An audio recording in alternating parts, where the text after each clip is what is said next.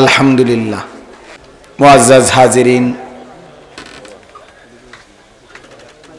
হযরত ওয়ালা দামাত বারাকাতুহুমের বয়ান আমরাও আলহামদুলিল্লাহ মনোযোগ দিয়ে শুনলাম। ব্যক্তিগতভাবে হযরতকে তো আমি আগে থেকেও দেখেছি, কিন্তু এতটা মনোযোগ দিয়ে কাছে বসে বয়ান শোনার সুযোগ আমারও হয় নাই। এই হিসাবে আমি মনে করি আজকে আমার জন্য একটা বড় সৌভাগ্য। আলহামদুলিল্লাহ। নিজের ওয়াজ এই তো টুটাফাটা কথা এগুলো বলা হয়, কিন্তু এক আল্লাহওয়ালার জবানের কথা এরকম কাছের থেকে মনোযোগ দিয়ে শোনা আমারও সুযোগ হয় নাই। বহু মাহফিলে হয়তো আমাদেরও ছোটোখাটো দাওয়াতও ছিল, হজরতে আমাদের কুমিল্লাতেও এই বছরও গেছেন, কিন্তু ওই যে দৌড়াদৌড়ি আমি ছুটে গেছি আরেক জায়গায়, শুনতে পারি নাই। আলহামদুলিল্লাহ আজকে মৌলিকভাবে মোটামুটি আপনারা হজরতের কথা তো অনেকটাই বুঝছেন, তারপরে আমি একদম সংক্ষেপে হজরতের মূল কথাটার তর্জমাটা একটু বলি। হজরত বলতে চেয়েছেন যে কথাটা, যে একটা হাদিস শুনাইছেন সাইয়্যিদুনা আবু বকর সিদ্দিক রাদিয়াল্লাহু তাআলা আনহু থেকে বর্ণিত। প্রিয় নবী সাল্লাল্লাহু আলাইহি ওয়াসাল্লাম ইরশাদ করেছেন সাহাবায়ে কেরামকে লক্ষ্য করে যে আমি তোমাদেরকে সবচেয়ে বড় তিনটি গুনাহ সম্পর্কে জানাবো। এই হাদিসের মধ্যে আল্লাহর নবী সাল্লাল্লাহু আলাইহি সাল্লাম সবচেয়ে বড় তিনটি গুনাহ এই সম্পর্কে উল্লেখ করেছেন। এর মধ্যে এক নম্বর হলো আল ইশরাকু বিল্লাহ, মহান আল্লাহ পাক রব্বুল আলামিনের সাথে শরীক করা, শিরিক করা। এটা হলো এক নম্বর সবচেয়ে বড় পাপ, আকবারুল কাবায়ের, সবচেয়ে বড় গুনাহ। এইটা হযরত আমাদের সামনে ব্যাখ্যাও দিয়েছেন সংক্ষিপ্ত আকারে। মোটা দাগে দুইটা কথা বলছেন এই ব্যাপারে। একটা কথা বলছেন আল্লাহ পাক রব্বুল আলামিনের জাতের মধ্যেও শিরিক আল্লাহ তাআলা পছন্দ করেন না। আল্লাহ তাআলার সমস্ত সিফাতের মধ্যে, গুণ বৈশিষ্ট্যের মধ্যেও কোনো ধরনের শিরক আল্লাহ তাআলা পছন্দ করেন না। এজন্য হযরত মোটা দাগে বলছেন আমাদেরকে যে পাথরের পূজা, মূর্তির পূজা, এটা যেমন শিরক, কোনো কবরের পূজা, কোনো মাজারের পূজা, কোনো কবরে মাজারে মাথা ঝুঁকানো, অথবা কোনো কবরওয়ালা মাজারওয়ালার কাছে নিজের কোনো প্রার্থনা, নিজের কোনো চাওয়া পূরণের জন্য চাওয়া, ডাকা, বলা, এটাও শিরক। সমানভাবে এটাও শিরক। ওইটা যেমন মুশরিক, এটাও তেমন মুশরিক। আর আল্লাহ তাআলা শিরক মোটেই পছন্দ করেন না। হযরত বলছেন যে আল্লাহ তাআলা কোরআনুল কারীমের মধ্যে উল্লেখ করছেন ইন্নাল্লাহা লা ইয়াগফিরু আন ইউশরাকা বিহি ওয়া ইয়াগফিরু মা দুনা যালিকা লিমান ইয়াশা।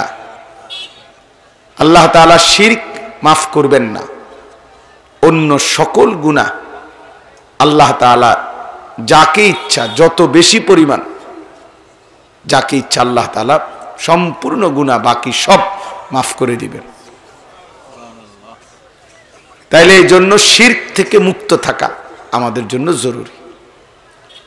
দুই নম্বর, আল্লাহর নবী সাল্লাল্লাহু আলাইহি সাল্লাম সবচেয়ে বড় গুনাহ দ্বিতীয় নম্বরে যেটা বলেছেন এই হাদিসে, উকুকুল ওয়ালিদাইন, মা বাবার নাফরমানি করা, মা বাবার অবাধ্যতা করা।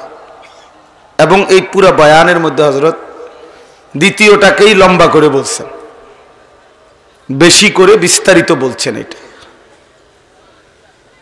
যে মা বাবার নাফরমানি করা।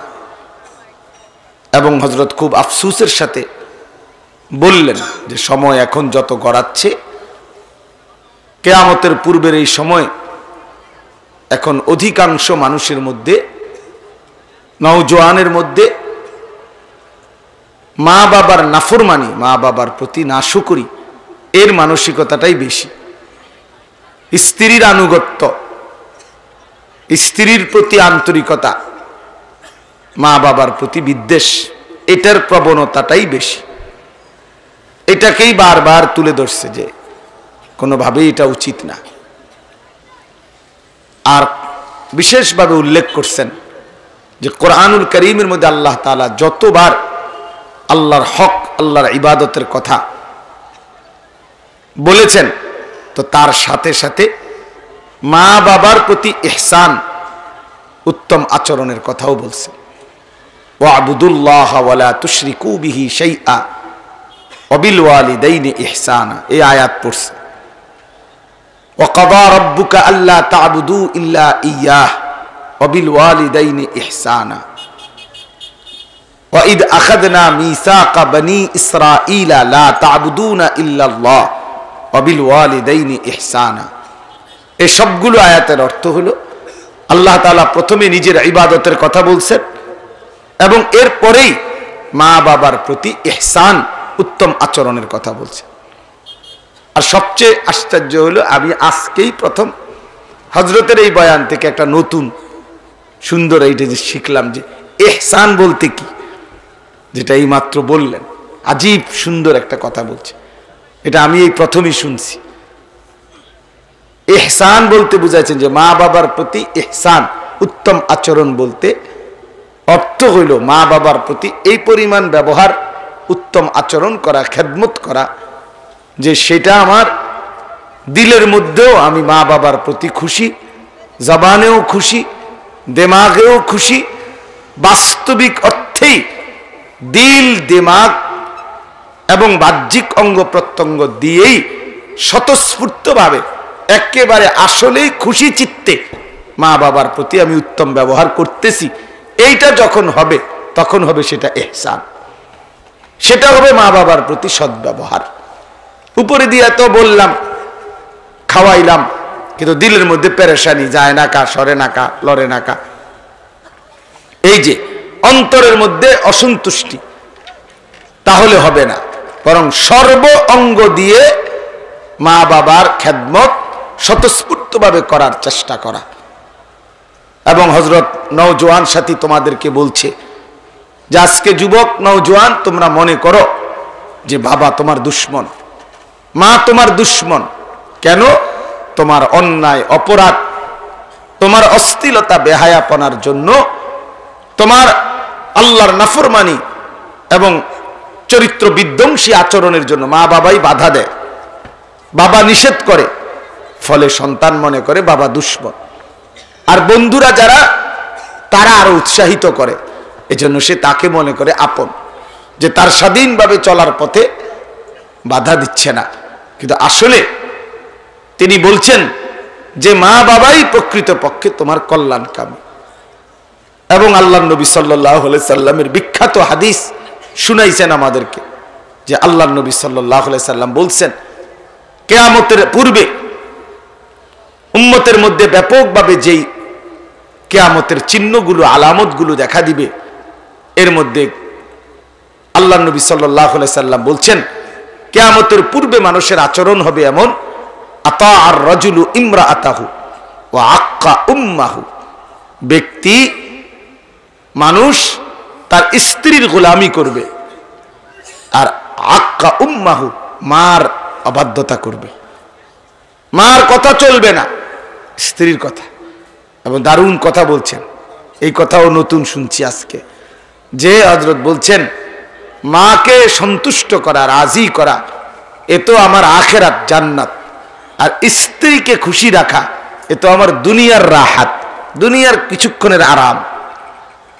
দুনিয়ার কিছুক্ষণের আরামের জন্য বউকে খুশি রাখা, আর অনন্তকালের আখিরাতের আরামের জন্য মাকে রাজি করা, বাবাকে রাজি করা, এটা বলছেন। এটাও সুন্দর কথা, আজীব কথা। তাইলে আল্লাহ রাসূল সাল্লাল্লাহু আলাইহি ওয়াসাল্লাম বলছেন, এটা কিয়ামতের চিহ্ন, যে বিবির গোলামি করবে, মায়ের অবাধ্যতা করবে। আর কি? আর হইল আকসা আবাহু অথবা বাররা সাদিকাহু জাফা আবাহু, অর্থাৎ বন্ধুকে আপন করবে, বাবাকে দূরে সরাই দিবে, বাবাকে দূরে সরাই দিবে।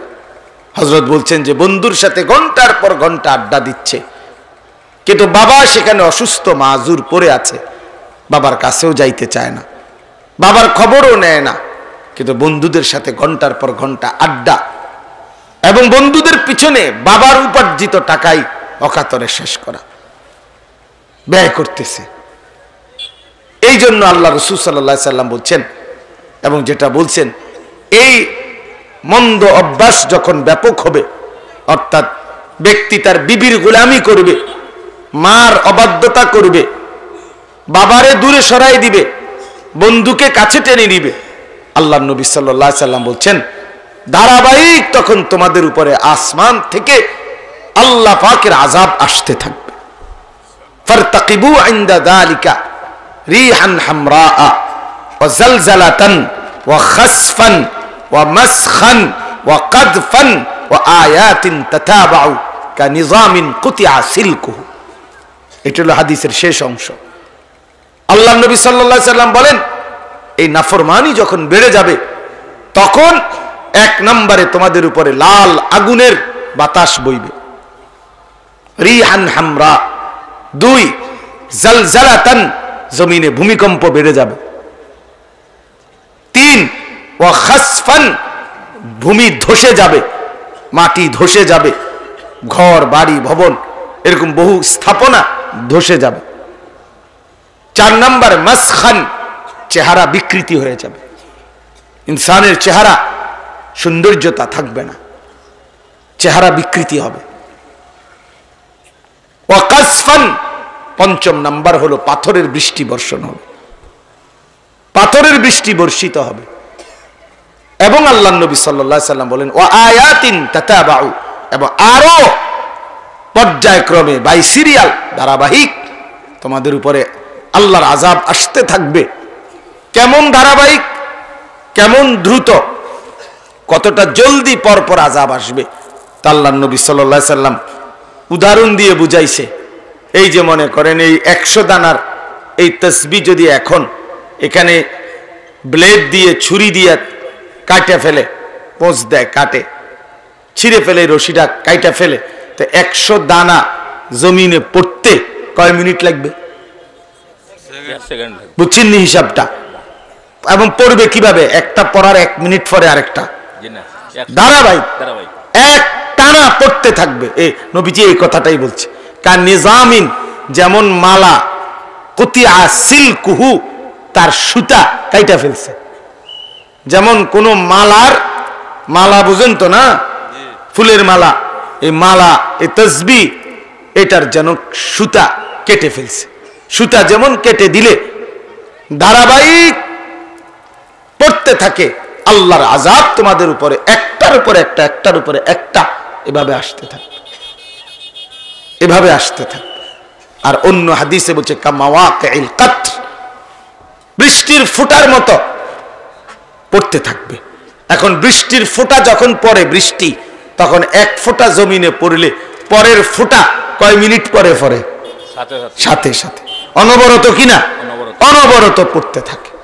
এই জন্য হযরত বলছেন, বারবার বলছেন যে জওয়ানো, নওজওয়ান, মাকে রাজি করো, বাবাকে রাজি করো, মা বাপকে দুঃখ দিও না, কষ্ট দিও না। এবং হযরত বলছেন যে মার কদমের নিচেই আল্লাহ তাআলা জান্নাতটা রাখছেন, তার মানে মাকে রাজি করো, মাকে রাজি। আমার বাংলাদেশের একজন বড় বুজুর্গ আছেন, বাংলাদেশের আদিব সাহেব হুজুর যাকে বলে, হযরত মাওলানা আবু তাহের মিসবাহ দামাত বারাকাতুহুমুল আলিয়া, বাংলার ইতিহাসের এক ক্ষণ জন্মা মহামনীষী যাকে বলে, যিনি বাংলাদেশের এক অবিস্মরণীয়, পৃথিবী বিখ্যাত একজন আলেম, মুত্তাকি, আরবি সাহিত্যের, আরবি ভাষার উপরে বাংলাদেশের সবচেয়ে দামি কীর্তিমান পুরুষ যিনি, উনি হলেন হযরত মাওলানা আবু তাহের মিসবাহ। আমাদের আদিব সাহেব হুজুর দামাত বারাকাতুহুমুল আলিয়া। উনি বাংলা ভাষাতেও সমান পারদর্শী। আরবি এবং বাংলা উভয় সাহিত্যে বাংলাদেশে একজন বেমিসাল তুলনাহীন শখসিয়ত, ব্যক্তিত্ব হলেন উনি। তো ওনার একটা লেখা আছে, একটা বাক্য আছে, ওনার একটা লেখনির মধ্যে বাংলায় উনি এটা লিখছিলেন যে মাকে রাজি করো, দুনিয়া আখেরাতের কোথাও আটকাবে না। মাকে রাজি করো, দুনিয়া আখেরাতের কোথাও আটকাবে না, দুনিয়া আখেরাতের কোথাও আটকাবে না। এই জন্য হযরত বলছেন যে দোয়ার জন্য ছুটতে থাকো তোমরা, অমুক পীর, অমুক ব্যক্তি, অমুক তমুকের কাছে। আরে সে তো বলছেন, হযরত খেয়াল করে দেখছেন আপনারা, বলছেন যে তিনি তো জেব ভরে হাদিয়া নিবে, পয়সা নিবে। আপনি পয়সা নিয়া তাৎক্ষণিক হয়তো দেখছে একটা কিছু বলে দিছে, আচ্ছা ঠিক আছে আল্লাহ ভালো করুক, হ্যাঁ এই কথা বলে তো চলে গেছে, আর তো মনেই রাখবে না। কিন্তু মার কাছে যদি, বাবার কাছে যদি সন্তান দোয়া চায়, তো সন্তান যদি চায় একবার, তো মা তো দোয়া করবে শতবার,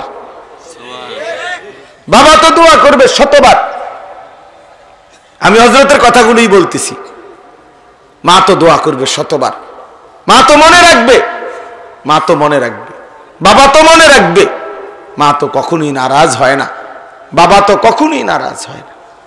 কোরআনুল কারীমের মধ্যে আছে বন্ধু, হযরত নূহ আলাইহিস সালাম 950 বছর যিনি আল্লাহর দ্বীনের দাওয়াত দিছেন, রাত দিন দাওয়াত দিতে দিতে বন্ধু 950 বছর যেই মানুষটা দিবা নিশি চোখের পানি ফেলছে। 950 বছর বলা একটা ঘটনা শোনা, আর বাস্তবতা অনেক কঠিন। এমনি তো কইয়া লাইলাম 950 টাকা আর 950 বছর এক কথা না। 950 টাকা তো মানে 50 টাকা কম 1000 টাকা, তো মামুলি টাকা। কিন্তু 950 বছর, 950 বছর একটানা আল্লাহর দ্বীনের দাওয়াত দেওয়ার পরেও যেদিন চূড়ান্ত আযাবের ঘোষণা আসছে, আল্লাহ তাআলা বলছে তোমার নৌকায় তোমার অনুসারীদেরকে উঠায় নাও, আমি আল্লাহ তাআলা আযাব দিয়ে, তুফানের পানি দিয়ে বাকি তোমার কওমকে ধ্বংস করে দেব। তো বাপ কেমন হয় বন্ধু, কোরআনুল কারীমের মধ্যে আছে সেদিন নৌকা ছেড়ে দিবে এবং ওয়াফারাত তান্নুর, কোরআন শরীফে আছে সূরা হুদের মধ্যে বড় হৃদয় স্পর্শী বর্ণনা আছে সূরা হুদে, যে নূহ আলাইহিস সালাম দেখছে যে চুলার থেকে পানি উঠে গেছে, আযাব শুরু হয়ে গেছে, পানি বের হয়ে গেছে, তুফান চলে আসবে, নৌকা ছেড়ে দিবে। নূহ আলাইহিস সালাম ঠিক তখন তিনি কলিজার টুকরা সন্তান, এই সারা জিন্দেগীর নাফরমান কেনান নূহ আলাইহিস সালামের একটা ছেলে, যে তখনও বেঈমান ছিল, শেষ পর্যন্ত বেঈমানই ছিল। এই নূহ আলাইহিস সালাম তার ছেলেটাকে সর্বশেষ নৌকায় তুলবার জন্য খুব আবদার করছেন। এক বাবার কলিজা মানে না, এক বাবা শেষ মুহূর্ত পর্যন্ত বলছে ইয়া বুনাইয়ার কাম মা'ানা, এই যে কোরআন শরীফের আয়াত, ইয়া বুনাইয়ার কাম মা'ানা, হে আমার প্রিয় সন্তান তুমি আমার সাথে নৌকায় উঠে পড়ো। ওঠ না বাপ, আমার আল্লাহর আযাব তো চলে আসছে বাপ, তুই তো বাঁচবি না রে বাপ, ঈমান আই না, ঈমান এনে নৌকায় উঠে যাও বাপ। এই শেষ মুহূর্তে ছেলেকে বলছে। ছেলেটা কি বলছে? ছেলেটা বলছে না বাবা আমি উঠবো না, সাআবি ইলা জাবালিন ইয়াসিমুনি মিনাল মা। ছেলেটা বলছে বাপ আমি ওই পাহাড়ের উপরে গিয়ে আশ্রয় নেব, তোমার ক্ষুধার পানি এত উপরে যাবে না, ওই পাহাড় আমারে পানির থেকে বাঁচায় দিবে, এত উঁচায় পানি উঠবে না। হযরত দেখেন নূহ আলাইহিস সালাম তখনও নারাজ হয় না, বাপ তখনও হতাশ না, বাপ তবুও বলতেছে ছেলেকে বাপ লা আসিমাল ইয়াউমা, আজকে আল্লাহ তাআলার আযাব থেকে কেউ বাঁচাইতে পারবে না, কেউ না রে বাপ, কেউ বাঁচতে পারবে না।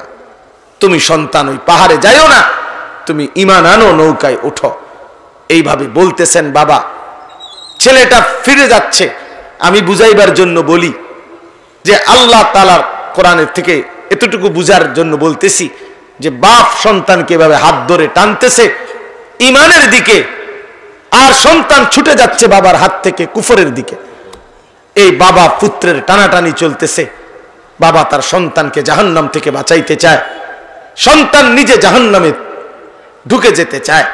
এই টানাটানির মধ্যে আল্লাহ তাআলা বলেন ওয়াহালা বাইনাহুমাল মাউজ, এই মুহূর্তেই আল্লাহর এক আযাব, এই তুফান, পানির একটা বড় ঢেউ আইসা একটা ধাক্কা মারছে।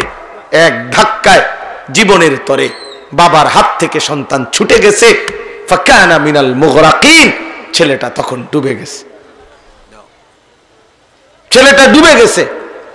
তাহলে এখন আরো শেষ হয়েছে না ভাইয়া? ছেলেরা শোনো, শেষ হয় নাই বাপ। এখন তো কি বোঝা গেল? বাবার তার শেষ চেষ্টা করছে, করার পরেও ছেলেটা হাত থেকে ছুটে গেছে। এবার তো সে ডুবেই গেছে বা ডুবেই যাচ্ছে, আর তো কিছু করার নাই, আর তো কিছু করার নাই। তখন হাবুডুবু খাইতেছে ছেলে। কিন্তু দেখেন, আমার বলার উদ্দেশ্য হলো বন্ধু, আমি হযরতের এই কথার থেকে আমি ওটা সুরে মিলাইয়া বললাম যে বাবা কেমন দরদি হয়, বাপ কেমন দরদি হয়। এই অবস্থায়ও ছেলেটা পানিতে হাবুডুবু খাইতেছে, আর বাঁচার সুযোগ নাই। কিন্তু তবুও নূহ আলাইহিস সালাম বাপ, তার কলিজা মানে না। তিনি আবার এবার যখন সন্তান হাত থেকে ছুটে গেছে, এবার বুঝছে ছেলেকে আর ধরতে পারবে না, তো নূহ আলাইহিস সালাম এবার আসমানে হাত তুলছে, আল্লাহ তাআলার কাছে হাত তুলছে। কোরআন শরীফে আছে, আল্লাহর কাছে হাত তুলে বলছে রব্বি ইন্না ইবনি মিন আহলি, এই মাওলা, এই যে ছেলেটা, এটা আমার পরিবার, আমার বংশ, আমার সন্তান। দেখেন না মাওলা, কিছু করা যায় কিনা মাওলা, বাঁচাইয়া দেন। এই কথা তো বলতে পারে না, কারণ সে তো ঈমান আনে নাই। কিন্তু এতটুকু আবদার করছে, আল্লাহ আমার ছেলে, ইন্না ইবনি মিন আহলি, সন্তানেরা আমারে চিনলো না মাওলা, আমি সন্তানকে ভুলি কেমনে? আমি সন্তানকে ভুলি কিভাবে? ওয়া ইন্না ওয়াদাকাল হক ওয়া আনতা আহকামুল হাকিমিন, আপনার ওয়াদাই সত্য মাওলা, আর আপনি হচ্ছেন সর্বোত্তম ফয়সালাকারী। তবে ছেলেটা তো আমার। এই তখন দেখেন, এই সর্বশেষ আল্লাহ তাআলা নূহ আলাইহিস সালামকে এবার ডাক দিছে, ইয়া নূহ ইন্নাহু লাইসা মিন আহলিক, হে নূহ সাবধান, এটা তোমার সন্তান নয়, এটা সন্তান তোমার নয়। ইন্নাহু আমালুন গায়রু সালিহ, এটা বেআমল, এটা নাফরমান। জওয়ান শোনো মিয়া, তোমরা যারা নামাজ পড়ো না, তোমরা যারা আল্লাহকে সেজদা দাও না, খোদার 365 দিনের এক বছরে কোন দিন ফজরের নামাজ পড়ো না, এই নাফরমান, মনে রাখিস তুই মুসলমানের বাচ্চা না, তুই ইমানদারের সন্তান না বেটা, তুই কোন মুসলমানের বাচ্চা না বেটা, তুই মুসলমানের সন্তান না। আমি বললাম বেটা, আমার নাম মনে রাখিস বেটা, আমি বললাম।